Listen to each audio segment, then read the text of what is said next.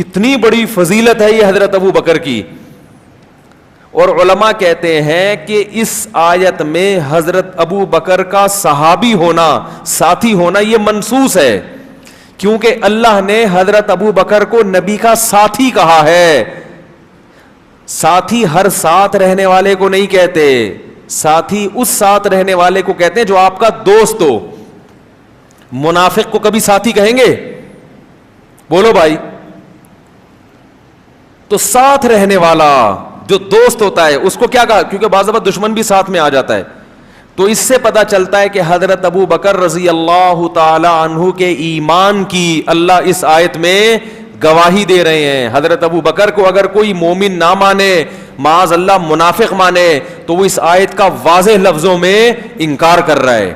حضرت عمر رضی اللہ تعالی عنہ فرماتے تھے کہ حضرت ابو بکر اگر میری ساری زندگی کی نیکیاں لے کے مجھے صرف وہ والی رات دے دیں جب پوری قوم ایک طرف اور ابو بکر غار میں نبی کے ساتھ, پوری زندگی کی نیکیاں لے کے صرف وہ ایک رات مجھے دے دیں تو میں اس سودے کے لیے تیار ہوں.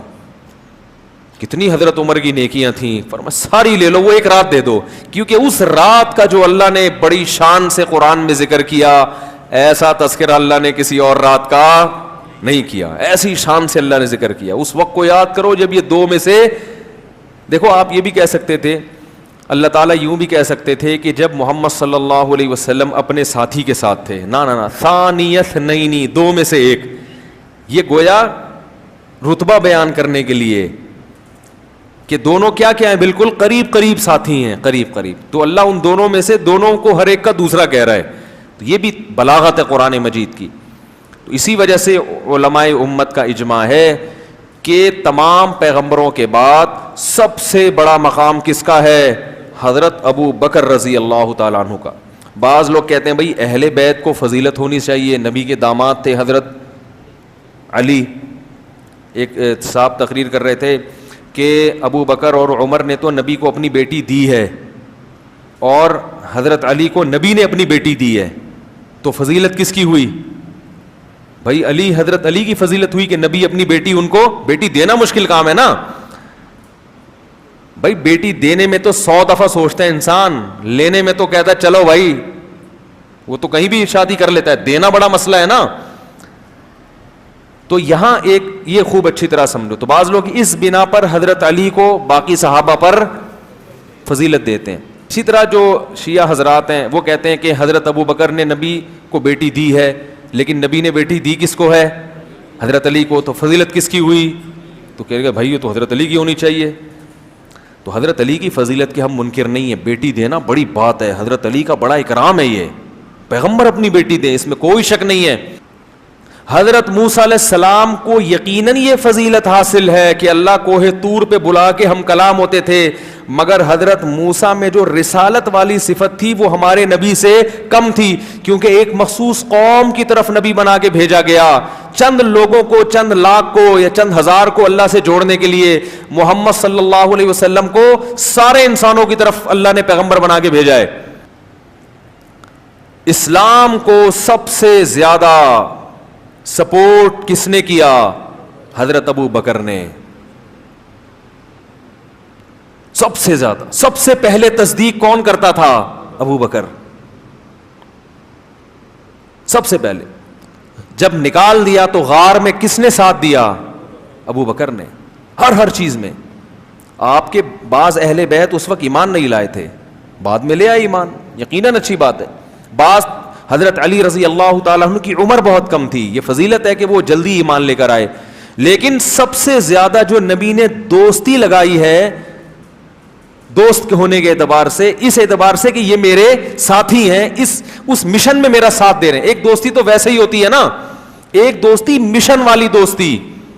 دیکھو آپ کوئی کاروبار شروع کرتے ہو تو کاروبار کو پروموٹ کرنے کے لیے جس سے سب سے زیادہ ہیلپ لیتے ہو تو اس بزنس میں وہ آپ کا سب سے بڑا یار ہوتا ہے. تو رسالت کا کام کرنے میں جس نے سب سے زیادہ نبی کی ہیلپ کی وہ کون تھے؟ ابو بکر. اور اس میں کوئی آپ کا ثانی نہیں بن سکتا. نبی صلی اللہ علیہ وسلم نے کہا وہ ابو جہل تھا یا پتہ نہیں ابو لہب تھا ایک، تو وہ آیا نبی کے پاس، حضرت ابو بکر کے پاس، کہنے لگا کہ پتہ ہے تمہارے ساتھی نے کیا دعویٰ کیا ہے کہ وہ آسمانوں پہ گئے ہیں اور اس طرح سے جو ہے نا سیر کر کے آئے ہیں آسمانوں کی، اور رات کے تھوڑے سے حصے میں. اس کا خیال تھا اب تو ابو بکر بھی کہیں گے یار یہ تو کچھ غلط ہو گیا. تو ابو بکر رضی اللہ عنہ نے کہا کہ کیا واقعی انہوں نے یہ دعویٰ کیا ہے؟ اس نے کہا ہاں. وہ تو مذاق اڑا رہا تھا نا. انہوں نے کہا پھر سچ کا ہے. پھر کیا ہے؟ سچ کا ہے. ایسے موقع پہ ایسا ساتھ دینا. صلح حدیبیہ میں کیا ہوا ہے؟ دب کے شرائط قبول کی گئی ہیں نا، یعنی بظاہر دب کے ساری شرطیں مانی گئی ہیں. کس کی؟ اب ایک طرف 1400 صحابہ بیعت ہو رہے ہیں نبی کے ہاتھ پہ کہ ہم موت تک لڑیں گے. منظر بالکل یہ ہے کہ لڑائی والا، جوش میں آ گئے، لیکن جو شرائط طے کی وہ ساری کس کی مانی جا رہی ہیں؟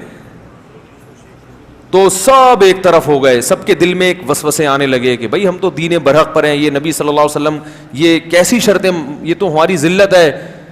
حضرت عمر بھی جوش میں آئے اور صحابہ بھی. لیکن جب ابو بکر سے پوچھا گیا، انہوں نے فرمایا اللہ کے رسول ہیں جو کر رہے ہیں صحیح کر رہے ہیں. تو ہر موقع پہ کس نے ساتھ دیا؟ سب سے زیادہ ساتھ تو سب نے دیا، لیکن سب سے زیادہ کس نے؟ ابو بکر نے. تو ٹھیک ہے حضرت علی یقیناً ہم ان کی خاک کے برابر بھی نہیں، نبی نے اپنی بیٹی دی، مگر یہ جزوی فضیلت ہے کہ نبی کی رشتہ داری ہو جانا، نبی کا نواسا ہونا، نبی کی اولاد میں ہونا، یہ جزوی فضیلت ہے. کلی فضیلت کیا ہے کہ نبی کے مشن میں نبی کا ساتھ سب سے زیادہ کس نے دیا؟ تو یہ فضیلت کس کے حصے میں آئی ہے؟ ابو بکر کے، زندگی میں بھی اور دنیا سے جانے کے بعد بھی.